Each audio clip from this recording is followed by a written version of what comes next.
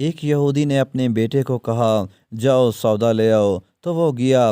لڑکا راستے سے گزر رہا تھا کہ اس کی نظر حضور صلی اللہ علیہ وسلم پر پڑی، اور حضور پاک کی نظر بھی اس لڑکے پر پڑی۔ وہ وہیں بیٹھ گیا اور وہیں بیٹھا رہ گیا اور دیر ہو گئی۔ وہ یہودی کبھی اندر جاتا، کبھی باہر آتا کہ لڑکا کہاں رہ گیا، آیا نہیں ابھی تک۔ سورج غروب ہو گیا، مغرب کی نماز ہو گئی۔ شام کو گھر گیا، باپ نے پوچھا، ارے نادان اتنی تاخیر کی؟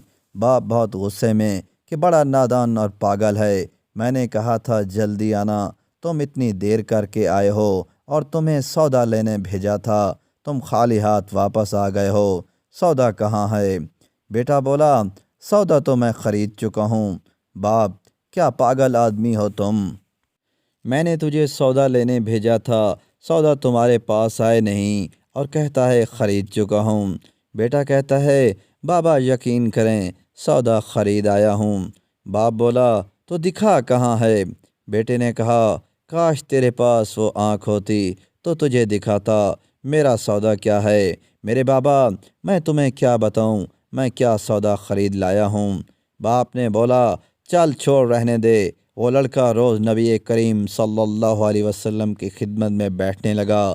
وہ یہودی کا اکلوتا بیٹا تھا، بہت پیارا تھا، اس لیے کچھ نہ کہا۔ کچھ دنوں بعد لڑکا بہت بیمار ہو گیا، کافی دن بیمار رہا، اتنا بیمار ہوا کہ کمزوری اتنی ہو گئی کہ کروٹ لینا مشکل ہو چکی تھی، اور پھر قریب المرگ ہو گیا۔ یہودی بہت پریشان تھا، پھر بھاگا گیا حضور پاک صلی اللہ علیہ وسلم کی بارگاہ میں اور بولا، میں آپ کے پاس آیا ہوں، آپ تو جانتے ہی ہیں میں یہودی ہوں، مجھے آپ سے کوئی اتفاق نہیں۔ میرا لڑکا آپ کو دل دے گیا ہے اور قریب المرگ ہے، آپ کو رات دن یاد کر رہا ہے، کیا ممکن ہے آپ اپنے اس دشمن کے گھر آ کر اپنے عاشق کو ایک نظر دیکھنا پسند کرو گے؟ کیا یہ آرزو پوری ہو جائے گی کہ وہ مرنے سے پہلے آپ صلی اللہ علیہ وسلم کا دیدار کر لے؟ وہ کسی اور چیز کی آرزو نہیں کر رہا۔ آپ صلی اللہ علیہ وسلم نے یہ نہیں فرمایا میں نہیں جاؤں گا یا نہیں جاؤں گا۔ آپ صلی اللہ علیہ وسلم نے فرمایا، ابو بکر اٹھو، عمر اٹھو، علی چلو، عثمان آؤ، باقی بھی جو سب ہیں چلیں، آپ کے عاشق کا دیدار ہم بھی کریں، اپنا دیدار اسے دے دیتے ہیں، آخری لمحہ ہے، آنکھیں بند کرنے سے پہلے اسے ہم کچھ دینا چاہتے ہیں، چلو چلتے ہیں۔ یہودی کے گھر پہنچے تو لڑکے کی آنکھیں بند تھیں۔ حضور سراپا کرم ہی کرم ہیں۔ لڑکے کی پیشانی پر آپ صلی اللہ علیہ وسلم نے اپنا دست اقدس رکھا، لڑکے کی آنکھیں کھل گئیں، جیسے زندگی لوٹ آئی ہو، جسم میں طاقت آ گئی، ناتوانی میں جوانی آئی، آنکھیں کھولیں، رخ مصطفیٰ صلی اللہ علیہ وسلم پر نظر پڑی، ہلکی سی چہرے پر مسکراہٹ آئی، لب کھل گئے، مسکراہٹ پھیل گئی۔ حضور صلی اللہ علیہ وسلم نے فرمایا، بس اب کلمہ پڑھ لو۔ لڑکا اپنے باپ کا منہ تکنے لگا تو یہودی بولا، میرا منہ کیا تکتا ہے، ابو القاسم محمد ابن عبداللہ جو کہتے ہیں کر لو۔ لڑکا بولا، یا رسول صلی اللہ علیہ وسلم، میرے پاس تو کچھ بھی نہیں۔ آپ صلی اللہ علیہ وسلم نے فرمایا، بس تم کلمہ پڑھو، میں جانوں اور جنت جانے، تم میرے ہو جاؤ، جنت بھی تو میری ہے، جنت میں لے جانا یہ میرا کام ہے۔ لڑکے نے کلمہ پڑھا، جب اس کے منہ سے نکلا محمد الرسول اللہ، روح باہر نکل گئی، کلمے کا نور اندر چلا گیا، آنکھیں بند ہوئیں، لب خاموش ہوئے۔ اس لڑکے کا باپ وہ یہودی والا، محمد صلی اللہ علیہ وسلم، میں اور آپ دونوں مخالف ہیں، اس لیے یہ لڑکا اب میرا نہیں رہا، اب یہ اسلام کی مقدس امانت ہے۔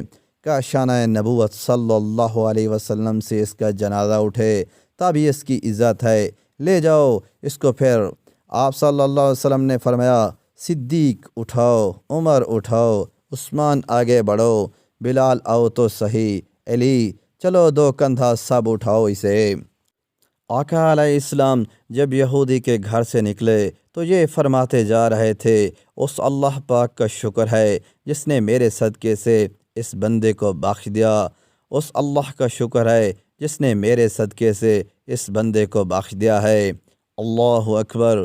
کیا مقام ہوگا دوستو اس عاشق کی میت کا جس کو حضرت علی، حضرت عثمان، حضرت ابوبکر صدیق، حضرت عمر بن خطاب، حضرت بلال حبشی رضی اللہ تعالی عنہ جیسی مشہور شخصیات کندھا دے کر لے جا رہے ہوں، اور آگے آگے حضور پاک صلی اللہ علیہ وسلم ہوں۔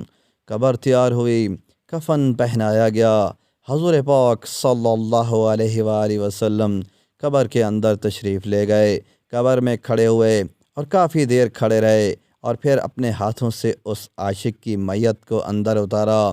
آپ صلی اللہ علیہ وسلم قبر کے اندر ایڑیوں کے بل چل رہے تھے، مکمل پاؤں مبارک نہیں رکھ رہے تھے۔ کافی دیر کے بعد آپ صلی اللہ علیہ وسلم قبر سے بہر آئے تو چہرے پر تھوڑی سی زردی چھائی ہوئی تھی، تھکن محسوس ہوئی۔ اللہ غنی صحابہ اکرام رضی اللہ تعالیٰ عنہ پوچھتے ہیں، حضور پاک صلی اللہ علیہ وسلم یہ کیا ماجرا ہے؟ پہلے تو یہ بتائیے آپ صلی اللہ علیہ وآلہ وسلم نے قبر میں پاؤں مبارک مکمل کیوں نہیں رکھا؟ آپ صلی اللہ علیہ وسلم ایڑیوں کے بل کیوں چلتے رہے؟ تو نبی کریم صلی اللہ علیہ وسلم نے فرمایا، قبر کے اندر بے پناہ فرشتے آئے ہوئے تھے، اس لیے مجھے جہاں جگہ ملتی تھی میں پنجہ ہی رکھتا تھا، پاؤں رکھنے کی جگہ نہیں تھی۔ میں نہیں چاہتا تھا کسی فرشتے کے پاؤں پر میرا پاؤں آ جائے۔ پھر صحابہ اکرام رضی اللہ تعالیٰ عنہ نے پوچھا، آپ صلی اللہ علیہ وسلم قبر کے اندر کیوں گئے؟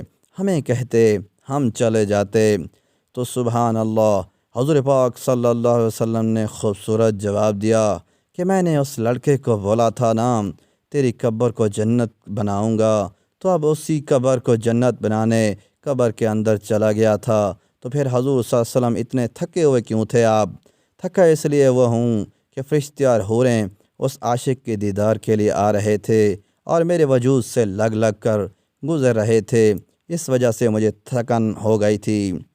دوستو، اس طرح کی مزید ویڈیوز کے لیے چینل کو سبسکرائب کریں تاکہ آنے والی تمام ویڈیوز آپ تک جلد سے جلد پہنچتی رہیں۔